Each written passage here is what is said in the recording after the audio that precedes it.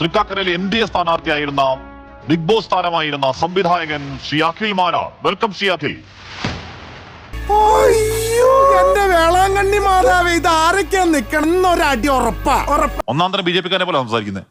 അത് ഞാൻ അത് എഴുതിയതിന്റെ അർത്ഥം ഞാൻ മറ്റുള്ളവർ പറയുന്ന രാഷ്ട്രീയമാണ്. അതായത് ഭാരത വിരുദ്ധ ഒരു കോമയുണ്ട്. ആ കോമ ഒരു കോമയില്ല, നോക്ക്, ഒരു കോമയില്ല. വിഭാഗമേ ഉള്ളൂ. അതെ അതെ, കോമയുടെ കളത്തിൽ പറയരുത്. പൗരത്വ വിഷയം ഇവിടെ പറയരുത്. അല്ല, ഞാൻ പറയരുത്. ദൈവമേ, മൂർഖനെയാണല്ലോ ചവിട്ടിയത്. അപ്പൊ നമുക്കൊരു 2-3 കൊല്ലം പരീക്ഷണത്തിനു ശേഷം ഒരു സ്റ്റേറ്റ്മെന്റ് എന്താണെന്ന് ഉറപ്പിച്ച ശേഷം അദ്ദേഹത്തിനൊക്കെ ഉത്തരം കൊടുക്കുക. അതിനൊക്കെ നമ്മൾ സമയം കളയേണ്ട. രമേഷ് പിഷാരടി തെറ്റി. രമേഷ് പിഷാരടി അട്ടർ പറയാം. കാരണം എന്താണ്, രമേഷ് പിഷാരടി 2-3 കൊല്ലം വെയിറ്റ് ചെയ്യാൻ പറഞ്ഞു. വേണ്ട, 2 മാസം കൊണ്ട് അഖിൽ തെളിയിച്ചു.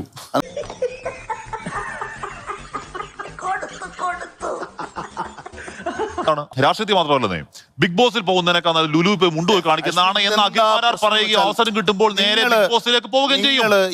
പണിയെടുത്ത് തിന്നണമെന്നൊക്കെ ആഗ്രഹമുണ്ട് സാറേ, പക്ഷെ പറഞ്ഞു പറ്റിച്ച് തിന്നാലേ വായിന്നിറങ്ങുള്ളൂ.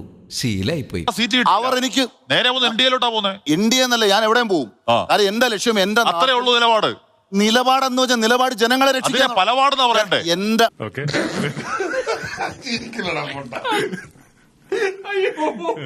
പ്രൊഫഷൻ പോലെയാണ് അപ്പോ അഖിൽ കാണുന്ന രാഷ്ട്രീയം. എനിക്ക് പ്രൊഫഷനാണ്.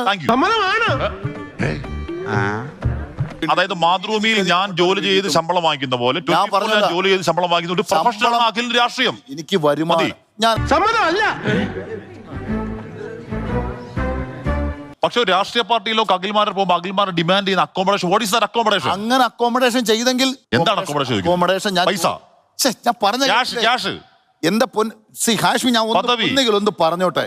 The two family attached to the bathroom, your family's food and accommodation. What do you mean?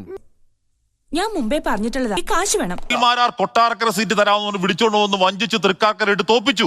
അഖിലെ വഞ്ചിച്ചു. എന്നെ വീണ്ടും വെരി നെക്സ്റ്റ് ഡേ അഖിൽ പുറത്തു വരണം. സത്യമാണെങ്കിൽ ഇത് അഖില പാർട്ടി ഉണ്ടാക്കാൻ വേണ്ടി സകല കാര്യങ്ങളും പറയുകയും പിന്നെ നിൽക്കുകയും പിന്നെ പുറത്തു വരികയും ചെയ്യാണ്. അപ്പൊ ആര് പറഞ്ഞ കള്ളം? അങ്ങനെ പറയരുത്. അഖിൽ മാരാർ തൃക്കാക്കര ഇല്ലെങ്കിൽ മത്സരിക്കണം എന്ന് പറയുമ്പോഴത്തേക്കും അഖിൽ മാരാർ അവിടെ ഗോപകുമാർ എന്ന് പറയുന്ന അതിന്റെ ഉപാധ്യക്ഷന്റെ കാലിൽ കെട്ടിപ്പിടിച്ചിടുന്ന് കരഞ്ഞു. കുഞ്ഞിനെ പോലെ സാബു ജേക്കബിനെ കെട്ടിപ്പിടിച്ച് കരഞ്ഞു. ഞാൻ പറഞ്ഞു പൊക്കണം. ഞാൻ പോവൂല. നിന്നോട് പോകാനല്ലേ പറഞ്ഞത്?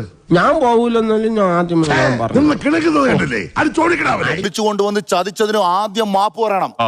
ആദ്യം മാപ്പ് പറഞ്ഞിട്ട് എന്നോട് ചോദിക്കണം, അഖിലെ നമ്മൾ പെട്ടുപോയി, അഖിൽ തൃക്കാക്കര മത്സരിക്കാൻ പോകുന്നത് എന്നോട് ചോദിച്ചാൽ ഞാൻ സമ്മതിക്കും. അല്ലാതെ എന്നെ കുറ്റപ്പെടുത്തി സംസാരിച്ച ചെവുക്കല്ലടിച്ച് ഞാൻ പറിക്കും.